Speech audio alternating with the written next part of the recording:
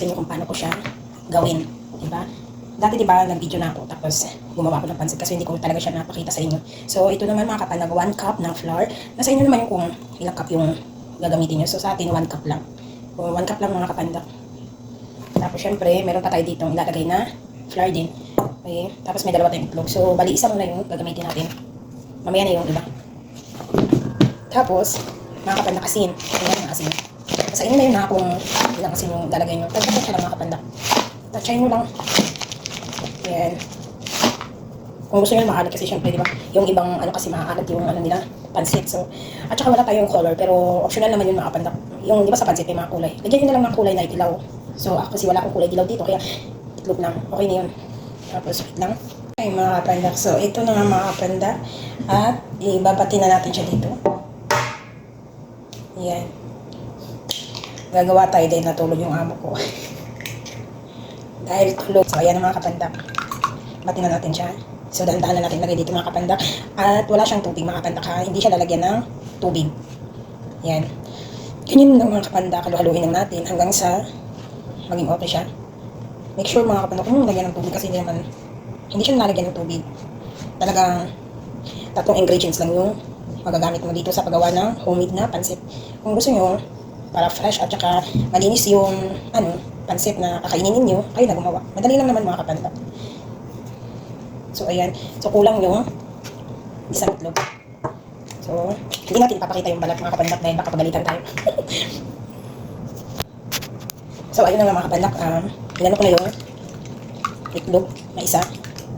Ayan. Hindi ko inubos mga kapandak baka hindi siya yun. Tapos mamasahin lang natin itong mga kapandak. Kailangan malakas yung inyong mga kamay.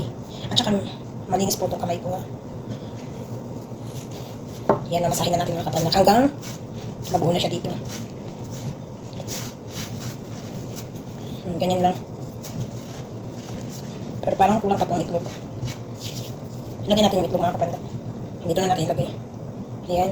1 cup is 2 itlog. Sakto na yan mga kapandak. 1 cup ng harina, tapos 2 itlog. Tapos budbuduran nyo lang ng harina pag siya, tawag yun, madikit. Yan. Masa lang. Masa-masa nyo lang mga kapandak. Masahin nyo lang, masahin. Gumagawa ko mga kapandak na ganito. Kaso lang, minsan di ko na-upload. Minsan kasi tinatamad ako. Tamad mag-upload mga kapandak, kaya nga hindi na okay yung page ko. Pero ngayon mag-upload tayo, mag-upload na. Kasi wala akong talaga internet mga kapandak. Ngayon wala naman akong internet. Nakaraan wala akong signal. Tapos ngayon wala naman akong internet. Mahina. So, yung internet ko is, lang mga kapandak. Tawag yun? Yung, lang siya. GB lang. 10 giga lang. Yun lang mga kapandak. So, ngayon mga kapandak. Imasa lang natin siya ng imasa. Malinis naman itong kamay ko mga kapandak. At saka, gagawa ko kasi nga Webes ngayon. At yung mga kasamahan ko.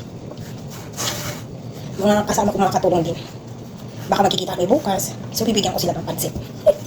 Di ba? Pero hindi ko siya lulutuin mga kapandak. O, hindi ko muna siya lulutuin. Sa na? Bibigay ko lang sa kanila para sila na magluto. Di ba? Diskarte lang. Kayo din mga kapandak, gawin niyo to sa bahay. Para di na kayo bumili ng pansit. Matyaga lang magmasa. Budbuduran lang ng harina mga kapandak. Pwede nyo naman siyang i-rest muna bago nyo siya hatiin. Pwede rin kayo bumili ng yung machine mga kapandak. Yung machine. Ay, hiningal ako. Wala tumataba na. At tingnan nyo may balot yung aking ulo. Kasi magpapababot tayo dahil manipis na yung ating buhok. Baka pag umuwi tayo ng Pinas, wala na tayong buhok. Pero nakakahingal nakakahingal mga kapandak.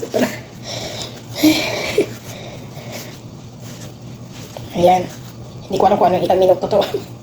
Basta pag makita nyo namang maganda na yung texture niya, pwede na yun. Ay, masahin lang natin, masahin. Siguro mga 15 minutes, gano'n. Or 5 minutes, ba? O mga 5 minutes ata. Na masa. Basta makita nyo okay na siya mga kapandak. At hindi na siya nagdidikit sa mga kamay nyo. Okay na yun. Maganda kasi pag namasa siya ng maayos mga kapandak. Kasi, pag pinakuluan na natin, yung, makita nyo yung talagang yung nabibenta sa palengke na pansit, gano'n talaga siya. Kasi Yung unang gawa ko nito mga kapandak, hindi siya okay. Siyempre, sa una pa naman, di ba? Parang failure pa, hindi pa masyado nakukuha. Hinihingal ako.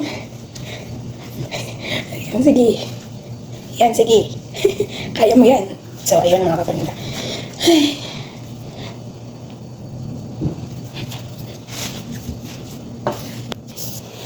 So, ayan mga kapandak, okay na to. At hatiin natin para hindi masyadong malaki.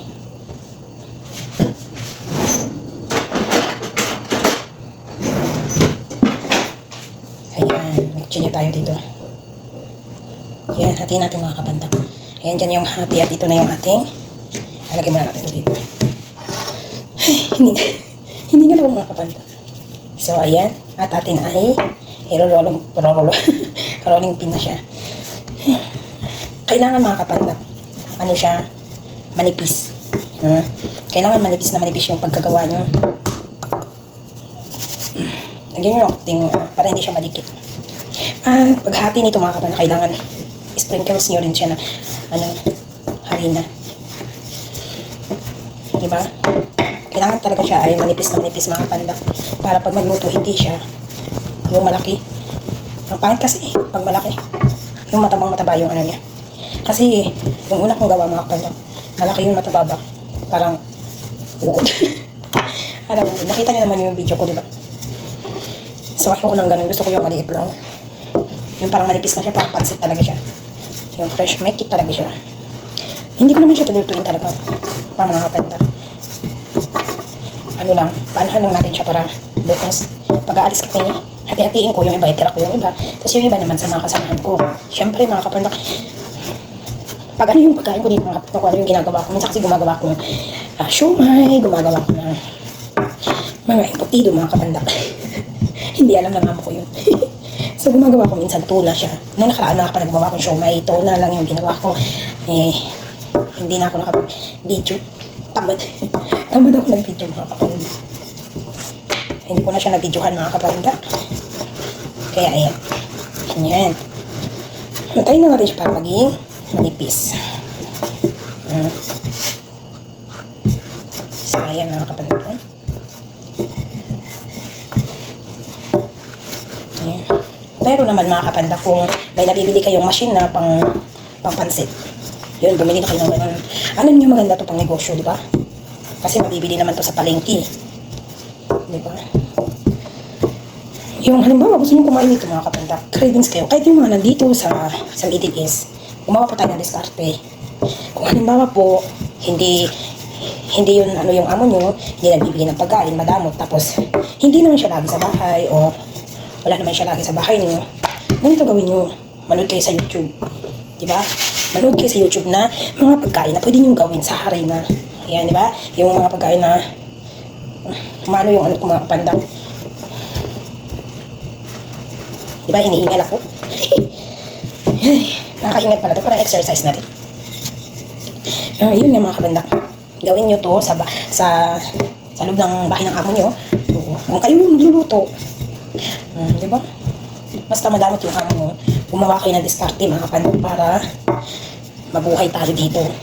Kasi dito, hindi lahat ng amo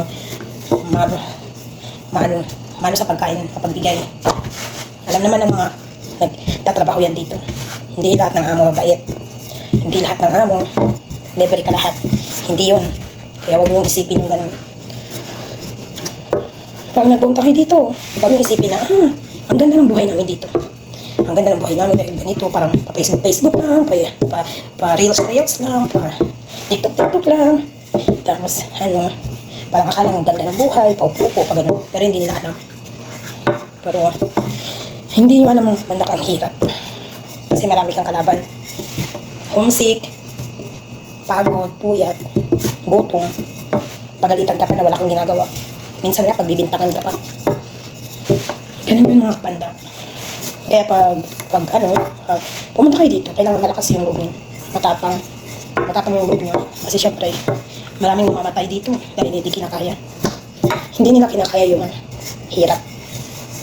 hirap, lungkot, stress sa pamilya, stress sa amo, stress sa lahat. Lalo na may mga asawa pang, ayan, di ba? Manipis na siya mga kapandak. May mga asawang magbibigyan mo ng pera, isusugal, ipang-inom, ipang bababae, tapos di na alam yung asawa na dito. Sobrang hirap na pala. Hindi pala nakakakain. Wala palang kain. Di ba? Kahit indomie, kahit itlog, kahit hindi nabibigay. Kasi may mga amo talagang ganun mga kapandak. Hindi sila mahilig mamigay. At hindi sila, tawag yun, pinapabayaan lang nila. Ang iba nga nakikita ko sa Facebook mga kapandak. Ano ba yun? Nakikita ko ang iba na sa CR lang natutulog. Walang sariling kwarto. CR lang natutulog. Ako mga kapandak, wala akong sariling kwarto. Sa totoo lang, stress ako kasi yung mga alaga ko, lalo na pag hindi sila natutulog agad. Tapos pinapatulog sila ng kanilang amo. Kanilang mama.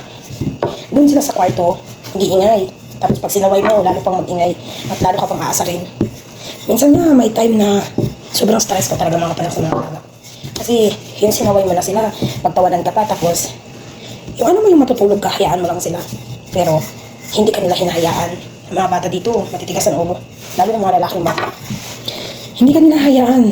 Alug-alugin pa nila yung higaan. Kaya sobrang stress ako ng mga kapandak. So ayan, nagyan natin siya ng Ayan mga kapandak, kanipis na. Ganito lang kanipis. So ito lang muna yung ipapakita ko sa inyo. Kasi humaba na yung aking video. Itong isa naman, namin. At hindi ko na ipakita kasi parehas lang naman din. So ayan mga kapandak, itupi lang natin. Ayan, lagyan natin siya ng para hindi siya pagkit.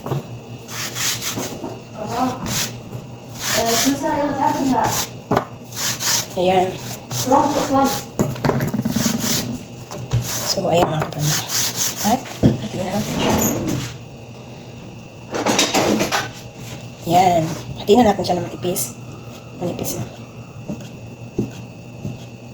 Manipis lang mga kapandak. Kasi pag pinakuluan natin siya ng tubig, ay magiging yan siya.